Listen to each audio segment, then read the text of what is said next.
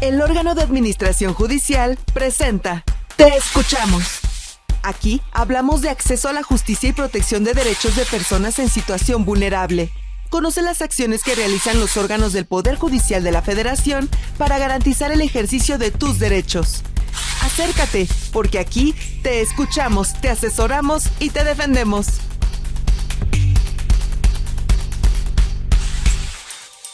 Bienvenidas y bienvenidos a este nuevo episodio de Te Escuchamos. Hoy vamos a hablar sobre el sistema de justicia intercultural en México.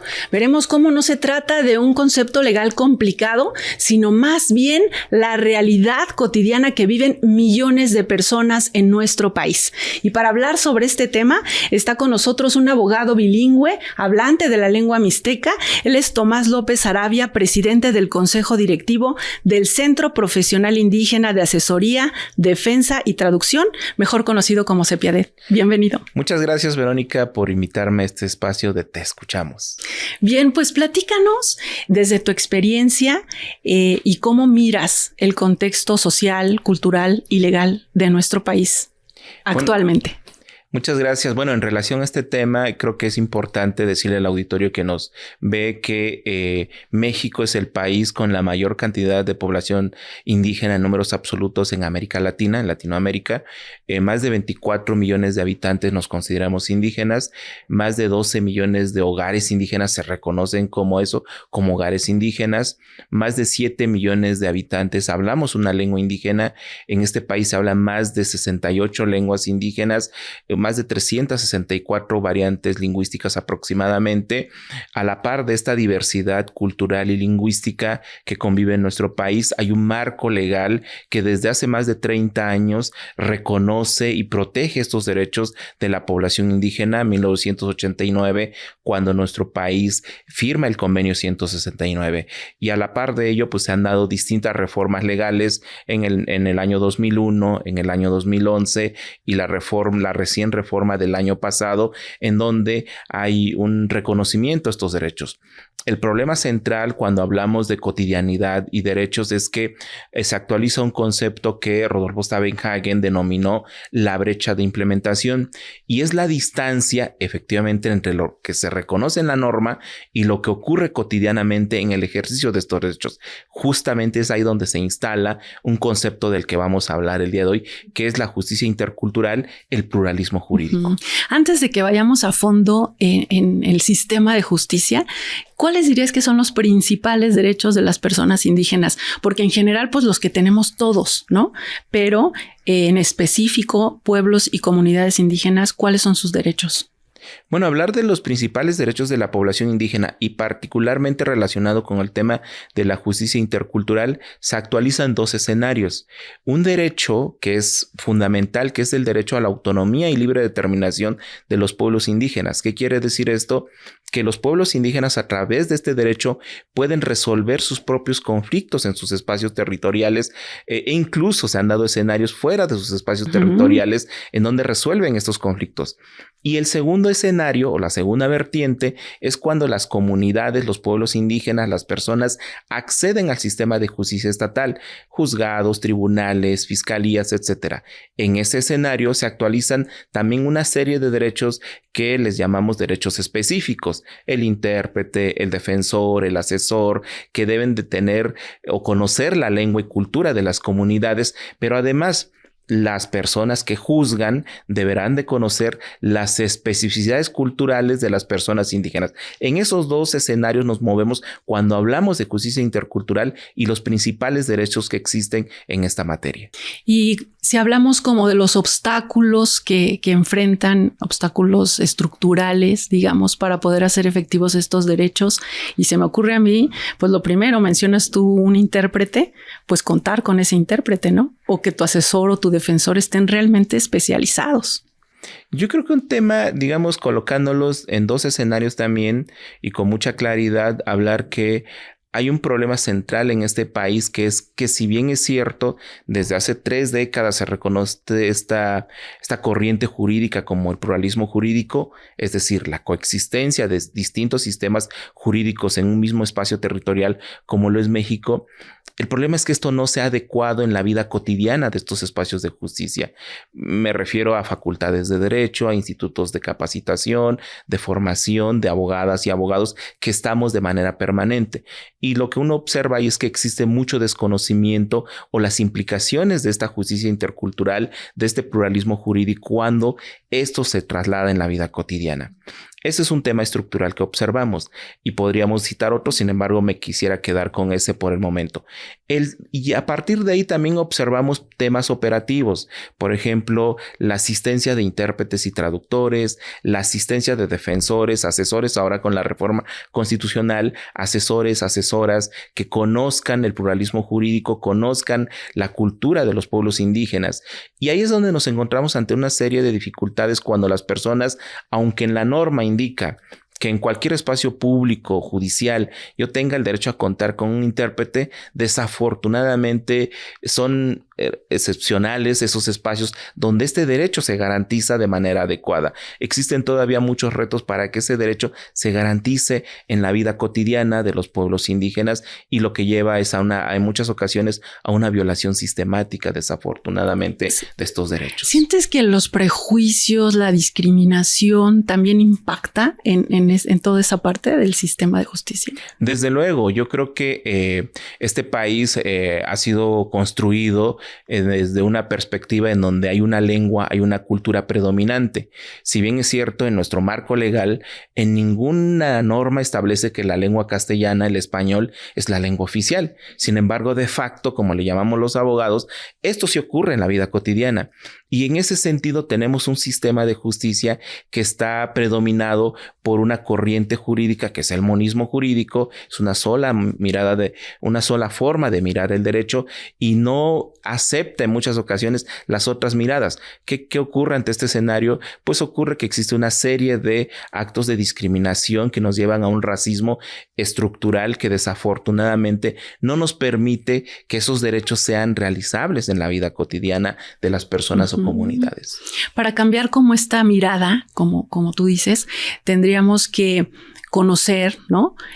Familiarizarnos con lo que aportan los sistemas de justicia interculturales, ¿no? Los usos y costumbres de las comunidades, para que veamos, ¿no? Como sociedad, ese beneficio, ¿no? Esa aportación, mencionábamos antes de iniciar la grabación, a la vida democrática del país, ¿no? A la gobernanza. Platícanos de eso. Fíjate que creo que eso es muy importante para la gente que nos está viendo. A ver, hay muchas comunidades en este país, particularmente en lo que históricamente se ha denominado Mesoamérica, que lo conforman estados del centro, del sur, sureste del país, en donde comunidades, cada entidad, habrá que ser también muy cuidadosos, cada entidad tiene sus propias particularidades. Voy a hablar de la entidad de donde yo provengo, y en ese sentido, el estado de Oaxaca, por ejemplo, que no es digamos, las mismas condiciones que otras entidades. Sin embargo, el estado de Oaxaca, lo que uno observa es que hay muchos mecanismos propios de las comunidades que están resolviendo problemas en el día a día. ¿Qué permite eso? Que esos problemas, que esos temas legales no llegan a las fiscalías, no llegan a los juzgados o tribunales y no saturan de por sí el sistema ya complejo en el cual estamos desarrollándonos. ¿Eso qué hace? Pues lo que hace es un escenario de atención que en muchas ocasiones es poco valorado. O si en ocasiones se observa como un escenario de violación de derechos humanos, cuando en realidad desafortunadamente no hay datos ahí de qué tan eficaces son estos sistemas de justicia a nivel local. Me refiero a temas que se están trabajando desde las propias comunidades, pero en la práctica los que conocemos este escenario tienen muchos problemas, como cualquier sistema, como cualquier sociedad en este planeta. Sin embargo, son sistemas que están aportando para que justo exista una gobernanza, exista una gobernabilidad en estas entidades. Y creo que ese es un tema que poco a poco se tendrá que ir visibilizando a partir de la necesidad de construir un sistema de justicia pues mucho más plural e incluyente. En esto que mencionas, Tú aquí eres el experto y tienes toda la experiencia y has trabajado, ¿no?, de cerca con las comunidades. Pero pienso que, por ejemplo, en la materia de la reinserción social, que hablamos en las normas jurídicas del Estado mexicano, pero esta parte en las comunidades opera de una manera más efectiva, ¿cierto? O sea, cuando se van a reintegrar o la forma en que ellos reparan el daño, ¿no? Hablando de justicia, es mucho más efectiva que el otro sistema. Es que creo que hay un tema que nos ocurre en México a todas y todos. Todo lo queremos resolver con prisión. Somos un país punitivista, que si bien es cierto, a lo largo de las últimas 2 décadas hemos intentado transitar a un sistema mucho más restaurativo, no lo hemos logrado. Y en el caso de las comunidades, son sistemas restaurativos que buscan la sanción a partir de la restauración del tejido social. Y en ese sentido, hay casos que digo, no nos da el espacio para el programa. Sin embargo, creo que la gente que pueda estar interesada, hay casos muy concretos que de alguna manera muestran que esos sistemas de justicia indígena tienen la capacidad de restaurar el tejido social. Por eso muchas comunidades, y solo le platico esta anécdota a la gente que nos ve. Hace un tiempo trabajábamos con algunas autoridades de comunidades indígenas y les preguntábamos qué es lo que más les gusta de su comunidad. Y la palabra que el 90% de las personas mencionó fue tranquilidad. ¿Cuántas y cuántos de nosotros que vivimos en este país, en las distintas ciudades o poblaciones, podemos escuchar esta palabra, tranquilidad? Y esa palabra lo que implica es gobernanza, lo que implica es los aportes de sistemas de justicia, lo que implica es sistemas restaurativos que están buscando justamente mantener el tejido social de las comunidades. Y efectivamente, pues ojalá no podamos como comprender que no solamente con prisión, con punición vamos a resolver los problemas estructurales de este país, entre ellos el sistema de justicia. Para ir concluyendo nuestra charla, me gustaría que pusiera sobre la mesa como la propuesta, ¿no? ¿Qué podríamos hacer todos, ¿no?, desde nuestras trincheras para poder ir consolidando y esta convivencia, ¿no?, en armonía entre los sistemas de justicia, ¿no?, que vivimos en el país, como ya nos fuiste explicando, que no es solo uno y no debemos estar pensando que todo es en español y todo es las leyes con las que todos estamos más familiarizados, como para ver consolidada esta convivencia de manera armónica?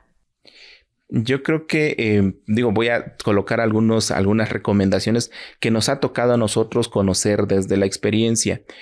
Un tema fundamental es cómo nos reeducamos a partir de una cultura jurídica en donde aceptemos que no solamente existe una sola manera de ver el derecho.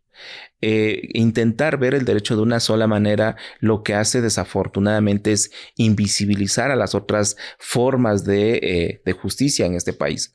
Y también hay algo que hay que ser muy enfáticos, es que no hay sistemas de justicia perfectos. Todos los sistemas de justicia tienen sus retos, tienen sus fortalezas, tienen sus debilidades. Y en ese escenario yo apuntaría hacia un concepto que hemos insistido y que deviene de un autor como Yuri Escalante, que se llama la nueva cultura jurídica. La nueva cultura jurídica le apuesta justamente a construir, a formar abogados desde otras perspectivas. ¿Y a qué me refiero? Aceptar que en este país la coexistencia de sistemas jurídicos, como la Corte Mexicana bien lo ha establecido en el Amparo 6/2018, es fundamental generar un diálogo epistémico. ¿Y eso dónde se hace? En las aulas de clase, desde las facultades de derecho, desde los institutos de formación. Es fundamental revertir ese escenario del monismo jurídico y aceptar otras miradas. Y creo que ese es un tema central en el que yo me ocuparía. ¿Por qué lo digo?